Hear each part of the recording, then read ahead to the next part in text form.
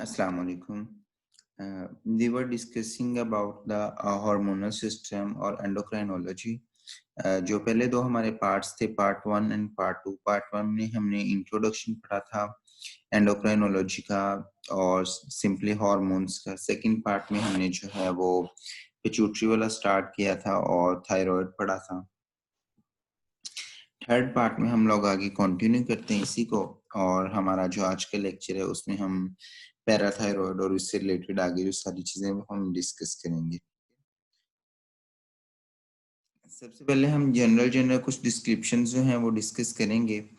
Parathyroid basically present in the posterior part of lateral lobes of the thyroid, release hormones called parathormone या parathyroid hormone भी इसको कहते हैं।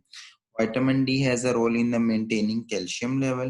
Low level of calcium stimulate its secretion, means जो parathormone या parathyroid हमारे पास hormone है उसकी सेक्रेशन को लो कैल्शियम लेवल स्टिमुलेट करता है।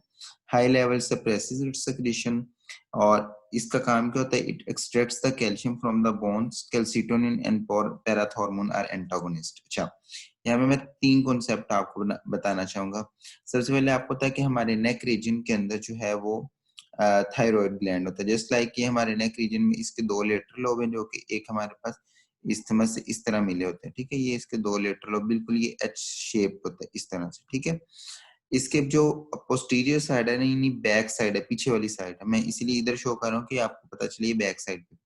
बैक साइड में इसके पेयर की फॉर्म में, मतलब जो पैरा थायराइड हार्मोन है ये इस तरह से पेयर की फॉर्म में, बटन्स की फॉर्म में चार ये इस तरह, दो इस साइड पे और दो इस साइड पे, ये इस तरह पड़े होते हैं ये पैराथायरॉयड हार्मोन। ये बैक साइड आपने कंसीडर करनी है, मतलब पीछे वाली साइड, ठीक है, यानी डोर्सल साइड सिंपल वर्ड में, ठीक है। सो इस तरह ये पैराथायरॉयड जो ग्लैंड्स है ये पड़े होते हैं।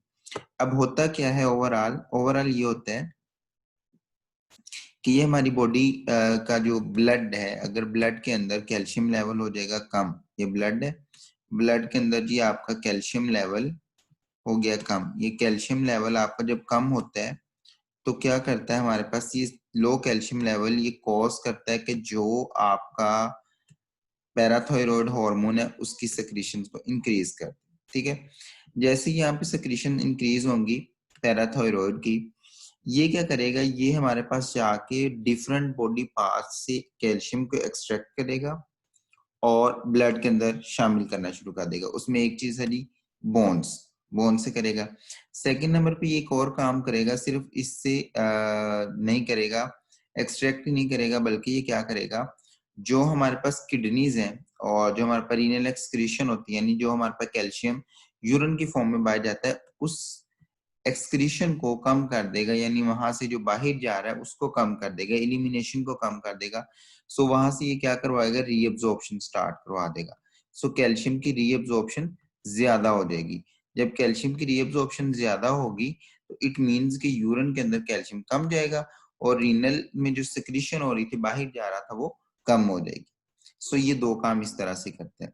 अब तीसरा क्या है कि calcitonin and parathormone are antagonist. अब आपको पता है calcitonin is secreted by thyroid. So इसका काम क्या होता है, इसका काम इसके बिल्कुल रिवर्स होता है, यानी जब हाई कैल्शियम लेवल होता है तो कैल्सिटोनिन सिक्रेट होता है। कैल्सिटोनिन का क्या काम है कि इसने ब्लड से कैल्शियम पकड़ के बोन्स में डिपॉजिट करना शुरू कर देना है। प्लस दूसरा इसका क्या काम है, इसने क्या करना है, रीनल के अंदर जो रीअब्जॉर्प्शन कम कर देनी किडनी की, और किडनी से कैल्शियम की रीअब्जॉर्प्शन कम करके उसकी एक्सक्रीशन ज्यादा कर देनी, बाहर निकालना ज्यादा शुरू कर देना। सो बिल्कुल सिंपल वर्ड्स में मैंने आपको बताया कि what does parathormone do.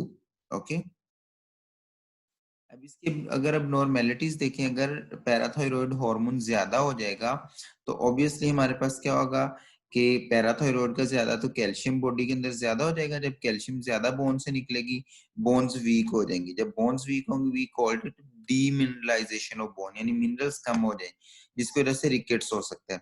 Second number पे क्या होगा, जब कैल्शियम ज्यादा होगा, यानी बॉडी में वो कैल्शियम ऐड करता जा रहा, तो जाहिर बात है वो उस वजह से क्या होगा, कैल्शियम डिपॉजिट होना शुरू हो जाएगा किडनीज के अंदर, ठीक है। यानी किडनी से रीअब्सॉर्ब होते थे, यानी एक्सक्रीट तो हो नहीं रहा, तो किडनी के अंदर स्टोन कॉज कर सकते हैं, ठीक है। अगर हमारे पास इसकी अंडर सेक्रीशन हो जाएगी, यानी कम सेक्रीट होगा, तो बॉडी के अंदर अगर कैल्शियम कम हो जाए ब्लड के अंदर खास तौर पे, तो उसकी वजह से क्या होता है, मसल्स के अंदर कैल्शियम नहीं पहुंचता। जब मसल्स के अंदर नहीं पहुंचता तो वो प्रॉपर्ली कॉन्ट्रैक्ट नहीं करते, जिसकी वजह से क्या होता है, टेटनी हो सकती है। ठीक है, सो बिल्कुल सिंपल आपको ये चीज समझ आ जानी चाहिए कि हमारे पास इसके एबनॉर्मेलिटी से क्या क्या होता है। नेक्स्ट जी हमारे पास pancreas which is very very important.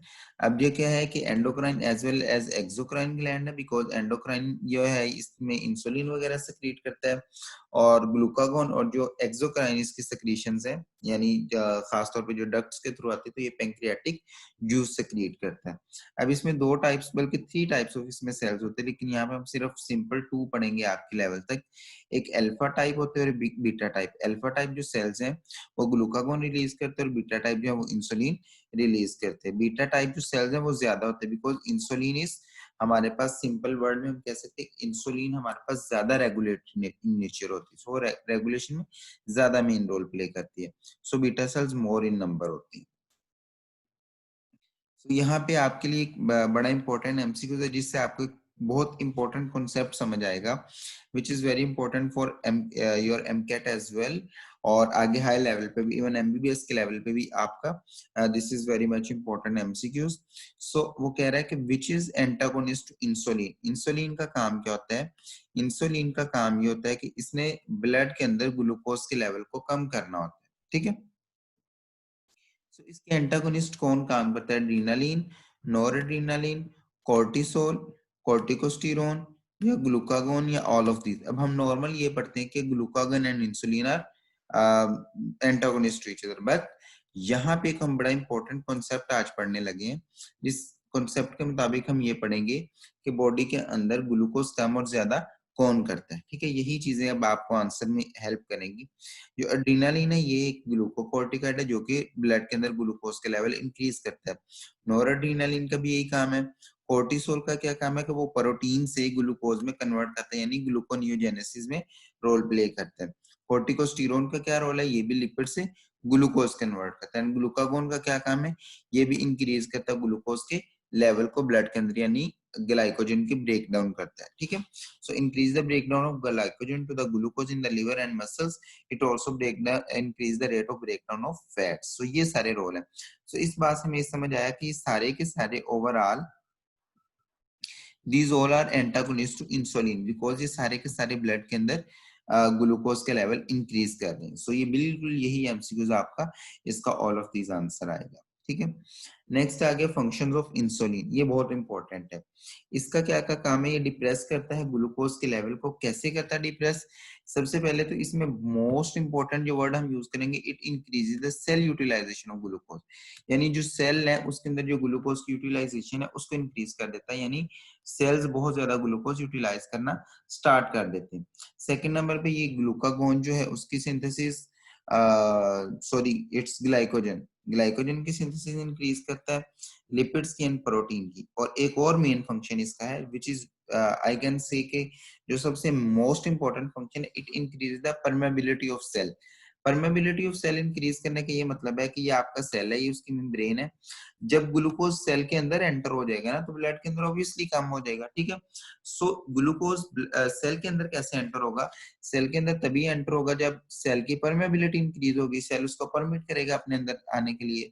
So simple word में इंसुलिन सेल की परमेबिलिटी इंक्रीज करता है, it is its main function. So अगर अब नॉर्मेलिटी हो जाएगी हमारे पास इंसुलिन की, या इसका हम लेवल मैनेज नहीं कर सकेंगे, तो डायबिटीज हो सकता है और बीटा सेल का ट्यूमर बन सकते हैं। ठीक है, so it's all about insulin, कि इंसुलिन में क्या होता है। उसके बाद डायबिटीज की बात करें, डायबिटीज की 2 टाइप्स होती है, डायबिटीज टाइप 1 एंड टाइप 2 होती है। और इसमें हम जो इंसुलिन डिपेंडेंट एंड इंडिपेंडेंट की बात करते हैं, but you have to remember कि ये डायबिटीज कॉज करते हैं। डायबिटीज के लिए वैसे एक अलग बहुत इंपॉर्टेंट टॉपिक हम डिस्कस कर सकते हैं कि what is diabetes, and diabetes type 1 type 2 क्या होती है, टाइप 1 का ट्रीटमेंट क्या होता है। सो उसके लिए एक अलग डिस्कशन है, इंशाल्लाह वो जल्दी अपलोड हो जाएगी इसमें। उसके बाद आगे जी हमारे पास adrenal gland. Adrenal glands is very important. अब इनकी लोकेशन क्या होती है? Both are located on the kidney on the upper end. ये अगर आपकी राइट और लेफ्ट किडनी के अगर मैं आपको डायग्राम बना के दिखाऊं, या आपकी राइट किडनी है दोनों, राइट और लेफ्ट। सो ये क्या होता है, जो हमारे पास एड्रीनल ग्लैंड होता है, ये इसके ऊपर इस तरह से ये कैप की फॉर्म में मौजूद होता है। ठीक है, दोनों में थोड़ा सा डिफरेंस होता है स्ट्रक्चर वाइज, बट ये इसके इस जगह पे लोकेशन होती है इसकी। ठीक है, on the top of each kidney. अब जो हमारे पास ड्रीनल ग्लैंड, इसके दो रीजन होते हैं, आउटर रीजन को कॉर्टेक्स कहते हैं, इनर रीजन को मेडल्ला कहते हैं। अब इनको क्यों डिवाइड किया, क्योंकि दोनों अलग अलग हार्मोन सेक्रेट करते हैं। जो मेडल्ला है वो एड्रेनालिन नॉरएड्रेनालिन प्रोड्यूस करता है, जबकि जो कॉर्टेक्स है वो कॉर्टिकोस्टेरॉइड, कोर्टिसोल, कॉर्टिकोस्टेरोन और एंड्रोजेनिक जो हार्मोन है ये एल्डोस्टेरोन वगैरह वो सेक्रेट करता है। ठीक है, सो इनके हार्मोन्स में डिफरेंस है, जिस वजह से हम इसको डिफरेंशिएट करते हैं। इसमें हमारे पास कोई हमारे पास मिनरलोकॉर्टिकॉइड होते हैं, कुछ ग्लूकोकॉर्टिकॉइड और कुछ बोथ होते हैं, वो हम अब डिस्कस करते हैं। सबसे पहले हम एड्रेनालिन और नॉरएड्रेनालिन में अगर डिफरेंस देखें, हमारे पास एड्रेनालिन और नॉरएड्रेनालिन में एक तो फर्क ये कि एड्रेनालिन इज ओनली हार्मोन, जबकि noradrenaline is hormone as well as neurotransmitter. जबकि हमारे पास जो एड्रेनालिन है ये दोनों स्ट्रेस कंडीशन में रिलीज होते हैं। जो एड्रेनालिन है ये डायलेट करता है ब्लड वेसल्स को, और जो नॉर एड्रेनालिन है it can dilate, it can because it depends upon the type of receptor. उसके बाद जो हमारे पास ये ग्लूकोज को लिवर से पर ग्लाइकोजन को प्रमोट करता है, ताकि हमारे पास ग्लूकोज को एंटर करे और कार्डियक आउटपुट को ज्यादा करता है। ये भी ब्लड प्रेशर को हाई करता है, हार्ट बीट को लो करता है, ये हार्ट रेट को हाई करता है, प्यूपिल को ये डायलेट करता है, जो एड्रेनालिन है रेस्पिरेशन को हाई करता है। ये सारी स्ट्रेस कंडीशन में काम आती है, और ये सिंपैथेटिक सिस्टम के साथ काम करते हैं। जबकि ये रेस्पिरेशन को लो करता है, ये बोथ सिंपैथेटिक एंड पैरासिम्पैथेटिक दोनों से एक्ट करता है। Why? Because it depends upon the type of receptor जिसके साथ जाके नॉर एड्रेनालिन लगता है। ठीक है, उसके बाद एड्रिनल ग्लैंड के कॉर्टेक्स में बात करें, कोर्टिसोल की बात करें, cortisol is glucocorticoid, so increase करता है ग्लूकोज के लेवल को, प्रोटीन से ग्लूकोज में कन्वर्ट करता है। जबकि कोर्टिकोस्टेरोन ये ग्लूकोकॉर्ड एंड मिनरलोकॉर्टिकॉइड बोथ है, ये ग्लूकोज के लेवल को भी इंक्रीज करता है और मिनरल बैलेंस को भी मेंटेन करता है। जबकि एल्डोस्टेरोन ओनली मिनरलोकॉर्टिकॉइड है, जो कि जो सोडियम आयन है उनको कंजर्व कर रहा होता है। ठीक है, लास्ट नंबर पे एंड्रोजन आ गया। एंड्रोजन हमारे पास क्या है, ये भी एक हार्मोन है जो कि हमारे पास जो सेकेंडरी मेल कैरेक्टर्स हैं उनकी फॉर्मेशन और उनकी डेवलपमेंट में इन्वॉल्व होता है। अब सेकेंडरी मेल कैरेक्टर क्या है, जैसे ब्रॉडनेस ऑफ वॉइस है, डेवलपमेंट ऑफ बियर्ड है, dwarf and non functional mammary glands हैं। ठीक है, ये सारी चीजें इसमें आती हैं। और फीमेल के अंदर ये बहुत लेस अमाउंट में सक्रीट होता है, लेकिन मेल के अंदर थोड़ा सा ज्यादा सक्रीट होता है। अगर एड्रीनल कोर्टेक्स पे फीमेल के अंदर कोई ट्यूमर बन जाए और एंड्रोजन की सिक्रीशन ज्यादा हो जाए, तो हार्मोन जो है वो फीमेल के अंदर डिफरेंट जो है वो सिम्टम्स कॉज कर सकते हैं, जिसमें उनके फेस पे हेयर आ जाते हैं, ब्रॉडनेस ऑफ वॉइस हो जाती है, फेमिनिन कैरेक्टर उनका डिमिनिश हो जाता है। और लेकिन इसके बहुत केसेस रेयर होते हैं, और इस कंडीशन को हम नाम देते हैं हेरोटिज्म का नाम देते हैं, जिसमें हमारे पास जो है जो फीमेल होती है उसके अंदर सेकेंडरी मेल कैरेक्टर डेवलप होना शुरू हो जाती है। ठीक है, so in a very simple way I have taught you all the important topics, all the important points जो कि हमारे पास इन सारी चीजों से रिलेटेड थे। so इसमें you have to remember these things only जो आपके एंडो के लिए इम्पोर्टेंट है। ठीक है, अब इसको थोड़ा सा आगे हमने अगर बड़े लेवल पे डिस्कस करना है, सो हम वो डायबिटीज टाइप 1 टाइप 2 भी हम डिस्कस करेंगे नेक्स्ट में। बाकी you have to remember these things. ठीक है, बाकी अगर आपका कोई क्वेश्चन हो तो आप लोग नीचे कमेंट सेक्शन में जरूर पूछ सकते हैं। That's all for this lecture, thank you so much and Allah Hafiz. Last पे आपसे रिक्वेस्ट है अगेन कि हमारे चैनल को जरूर सब्सक्राइब करें, हमारे जो पेजेस हैं खासतौर पे फेसबुक पे उनको जरूर लाइक करें। पेज हमारे एमडी कैट जो नोट्स एंड लेक्चर के नाम से, और एक एमडी कैट के नाम से, और एक मेडिको स्टडी कॉर्नर के नाम से, इनको जरूर लाइक करिए। Thank you so much. That's all from my side. Allah Hafiz.